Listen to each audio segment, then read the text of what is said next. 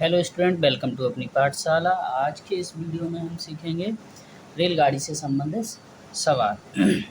पहले ये सवाल जो हैं चाल, समय और दूरी से रिलेटेड हैं। इन सवालों का पहले बेसिक कंसेप्ट सीखेंगे, उसके बाद इनको हल करेंगे कि किस तरीके से इनमें फॉर्मूले को अप्लाई करना और कैसे शॉर्ट ट्रिक से हम आसानी से इनको हल कर सकते हैं। तो चलिए शुरू करते हैं। शुरू करते हैं। सवाल क्या दिया हुआ है? 300 मीटर लंबी रेलगाड़ी 72 किलोमीटर प्रति घंटा की चाल से चल रही है। एक खंभे को पार करने में रेलगाड़ी को कितना समय लगेगा? यहाँ पर हमें क्या ज्ञात करना है? समय ज्ञात करना है। तो समय बराबर क्या फॉर्मूला होता है? समय निकालने के लिए हमारे पास फॉर्मूला है, समय बराबर होता है दूरी बटे चाल। तो चाल हमें दे रखी है, चाल क्या है? 72 किलोमीटर प्रति घंटा, लेकिन हमें दूरी नहीं दी गई है। तो इसी कॉन्सेप्ट को समझेंगे कि दूरी को कहाँ से लेकर के आएंगे। यहाँ रेलगाड़ी की लंबाई दे रखी है, तो यहाँ देखिए, आइए समझते हैं। ये जो रेलगाड़ी है, ये मान लीजिए रेलगाड़ी की लंबाई है, रेलगाड़ी, और ये एक खंभा खड़ा हुआ है। तो इस खंभे को जब रेलगाड़ी पार करेगी तो ये अपनी लंबाई के बराबर दूरी तय करेगी। अगर ये 300 मीटर लंबी रेलगाड़ी इस खंभे को पार कर रही है तो ये अपनी लंबाई के बराबर ही दूरी कवर करेगी। तो यहाँ पर दूरी कितनी हो गई? यहाँ दूरी हो गई 300 मीटर, और चाल क्या हो गई? चाल हो गई 72 किलोमीटर प्रति घंटा। यहाँ पर एक चीज़ में और ध्यान दीजिए, यहाँ दूरी किस में दे रखी है?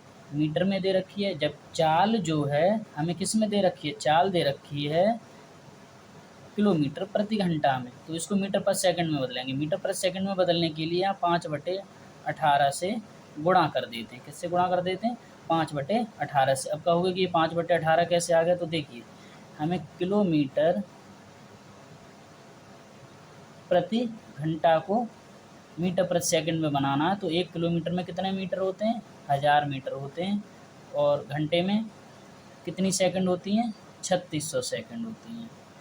तो 2 जीरो से ये 2 जीरो कट गए, 2 से भाग लगाएंगे 5 बार कटेगा, और 2 से यहाँ भाग लगाएंगे तो 18 बार कटेगा। इस यहाँ से आया ये 5/18 मीटर प्रति सेकंड। तो मीटर पर सेकंड में कन्वर्ट करने के लिए क्या करेंगे? 5/18 से भाग लगा देंगे। अब 18 से ये 4 बार कट जाएगा, 18 चौके 72, तो यहाँ निकल के आया 20। कितना निकल के आया? 20। तो इसकी चाल क्या हो गई? 20 मीटर प्रति सेकंड। अब समय निकाल लेंगे, तो समय बराबर क्या हो जाएगा? दूरी बटे चाल। 2 से ये कट जाएगा, 2 का भाग लगाएंगे 30 में, कितना आएगा? 15। तो इसको कितना समय लगेगा खंभे को पार करने में? 15 सेकंड। ये इसका उत्तर है।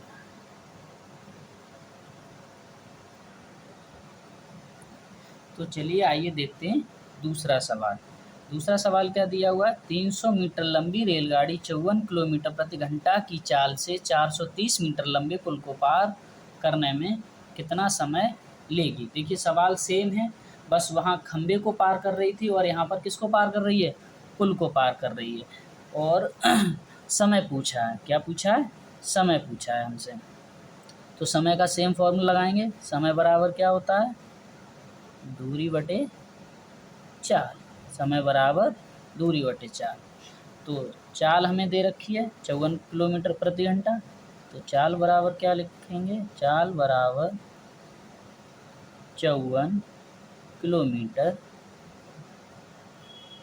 प्रति घंटा। और कुल दूरी क्या हो जाएगी? दूरी कितनी चलेगी रेलगाड़ी? दूरी को पता करना है पहले। तो दूरी, मान लीजिए ये रेलगाड़ी है और ये रेलगाड़ी जो है इस पुल से होकर के गुजर रही है। तो रेलगाड़ी की लंबाई कितनी है? 320 मीटर, और पुल कितना लंबा है? 430 मीटर। तो यहाँ पर इस पुल को पार करने में रेलगाड़ी जो दूरी तय करेगी टोटल, वो दूरी इन दोनों की लंबाई के प्लस के बराबर होगी। तो कुल दूरी क्या हो जाएगी, कुल दूरी बराबर 320 मीटर प्लस 430 मीटर, यानी कि दोनों को प्लस कर लेंगे तो 0 0 0, 3 और 2 5 और 4 और 3 7, 750 मीटर दूरी तय करेगी। अब तो यहाँ चाल को मीटर प्रति सेकंड में बदलना है, तो चाल को मीटर प्रति सेकंड में बदलने के लिए वही अप्लाई करेंगे, 54 और 5/18 से गुणा कर देंगे, ये मीटर पर सेकंड में हो जाएगा। 18 तिया 54 और 5 तिया 15, कितना हुआ 15 मीटर पर सेकंड। दोनों चीज़ें हमारे पास हैं, फॉर्मूले में रख देंगे। समय बराबर क्या हो जाएगा, दूरी कितनी है 750 मीटर है, और चाल किस चाल से चल रही है 15 मीटर प्रति सेकंड। तो 15 से ही कट जाएगा, 15 पंजे 75, 15 पंजे 75, 0 का 0, यानी कितना समय लगेगा पुल को पार करने में, 50 सेकंड। चलिए देखते हैं अगला सवाल। सवाल क्या है, उस पुल की लंबाई ज्ञात कीजिए जिसे 130 मीटर लंबी एक ट्रेन 45 किलोमीटर प्रति घंटे की गति से 30 सेकंड में पार करती है। इस सवाल में क्या दिया हुआ है, समय दे दिया है हमें, और क्या दिया है, ट्रेन की स्पीड दे रखी है, ट्रेन की लंबाई दे रखी है, पुल की लंबाई ज्ञात करनी है। सेम पिछले क्वेश्चन की तरह ये क्वेश्चन है, जो अभी इससे पहले जो सवाल हल किया था उसी के तरीके से। तो यहाँ पर जो दिया है पहले वो लिख लेते हैं। रेलगाड़ी की लंबाई कितनी दी है, 130 मीटर। चाल जो दे रखी है इसकी 45 किलोमीटर प्रति घंटा, इसको मीटर प्रति सेकंड में चेंज कर देंगे, तो 45 गुणा 5/18, कुछ काट पीट करके इसको छोटा कर लेते हैं। 3 से कट जाएगा, 3 6 जा 18, 9 से कट जाएगा, 9 2 जा 18, 9 से यहाँ भाग लगेगा, 9 दूनी 18 और 9 पंजे 45, तो ये कितना आ गया 25/2 मीटर प्रति सेकंड। ये इसकी चाल हो गई। और पुल की लंबाई यहाँ पर हम मान लेंगे, माना पुल की लंबाई क्या हो जाएगी, L मीटर मान लिया हमने, कितनी मान ली, L मीटर। पुल की लंबाई L मीटर। तो कुल दूरी जो चलेगी ट्रेन वो कितनी हो जाएगी, L प्लस 130 मीटर। समय दिया हुआ है तो समय वाला ही फॉर्मूला लगा देंगे। तो इसमें आगे हल करने के लिए फॉर्मूला क्या लगेगा, समय बराबर दूरी बटे चाल। अब समय कितना दे रखा है हमें, यहाँ देखिए समय दे रखा है इसमें 30 सेकंड, कितना दे रखा है 30 सेकंड। तो यहाँ 30, दूरी कितनी दे रखी है, दूरी दे रखी है हमें L प्लस 130, और चाल कितनी दे रखी है 25/2। तो ये जो बटे में जो 2 है वो इधर आ जाएगा ऊपर, ये जो बटे वाला 2 है ये ऊपर अगली लाइन में कर देंगे। तो 30 बराबर L प्लस 130